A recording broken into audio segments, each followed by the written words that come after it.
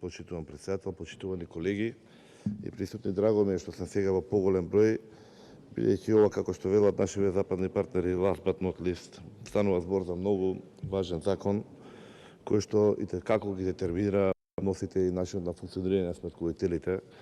Долго време чекан и посакуван закон, но за жал добивме решение кое што предизвика повторно огромни реакции во селата.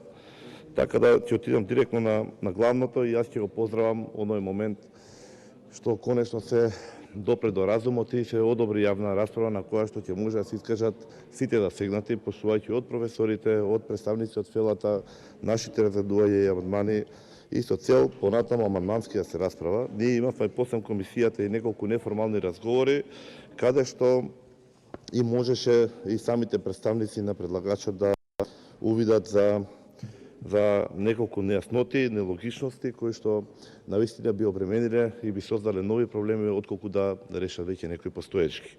Иначе, би сакал да кажам дека имаше едно чувство со кое што сакаше овој закон да се протне некако на мала врата, на две, три, што би рекле по старите, почнувајќи од самата злоупотреба на европското знаменце, па и во самиот период кога се пушта овој закон. Рековме, долго време се очекуваше, а доставен беше до собранието во време на завршни пресметки, кога можеби токму сметковителите во најинтензивниот период, најдинамичниот период, каде што целиот фокус им е во финализирањето на завршните сметки и доколку некој се уште не гледа логика во исто, токму Министерството на финансии овие денови, признавајќи го интензитетот на активности што сметковителите ги вршат, им го проложи рокот за доставување на сметките. Така да доставувањето на овој закон во овој период токму како што беше доставен не беше во ред.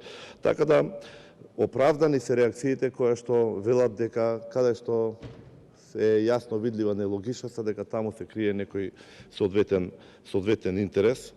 Најголемиот дел од реакциите на филата беа по однос на член 30, 64, 69, јас би го додал и 72. Нема да должам премногу, ќе гледам накратко во неколку реда да ги офатиме сите нив. Почнувајќи од постапката со ЕУ знаменце, за закон кој што нема апсолутно никаква допирна точка со ЕУ регулативите, бидејќи ЕУ директива за истото не постои. Нема ЕУ директива која што регулира работата на сметководствената дејност. Покрај реакциите од фелата, покрај реакциите од колегите, исто така се обратив и до парламентарниот институт со цел да се направи споредба, да се види како се решава тоа во соседството и во Европската унија, и од нив еве на 30 на страници детално им благодарам уште еднашка, го потврдува истиот факт. Нема ЕУ директива за оваа работа. И нема потреба понатаму да се чудиме ние зошто имаме реакции од евроамбасадорот дека имаме злоупотреби на законите кои што се носат со европско знаменце. Понатаму, она што загрижува дека со овој закон вака како што е поставен, очигледно е дека законодавецот, односно власта, сака да стави рака врз ИСОС. Тоа е институтот кој што регулира работата на сметковителите и нивната фела, и тоа во една најгруба форма на државен интервенционизам, својствен или типичен за советскиот социјализам.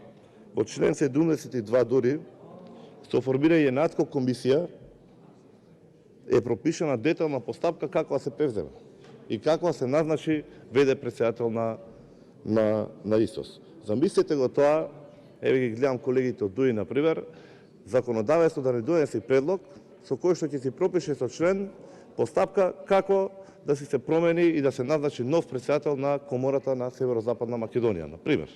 Само како идеја. До толку се врши интервенција во однос на работењето на ИСОС.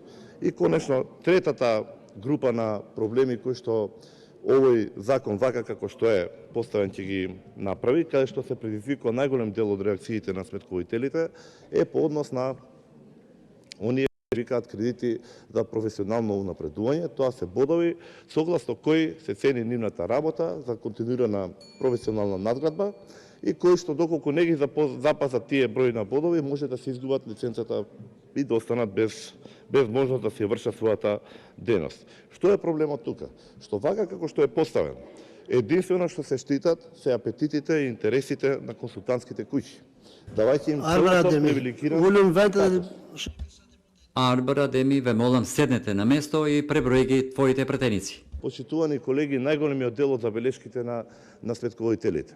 Нема ето можност да се искористат огромен број на можности за професионална надграда, кои што би ги нуделе државните институции, Министерството за финансии, например, преку обуки, семинари и слично, кои што исто така би можеле да бидат трансферирани во бодови, е навистина иритација од која што име целосно оправдана.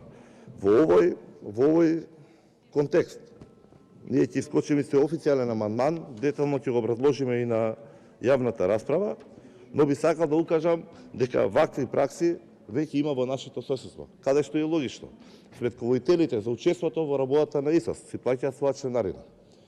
Нормално е да се очекува дека по основ на таа членарина би можеле да очекуваат и серија на обуки, семинари, предавања кои што би можеле да бидат бодувани и да бидат искористени.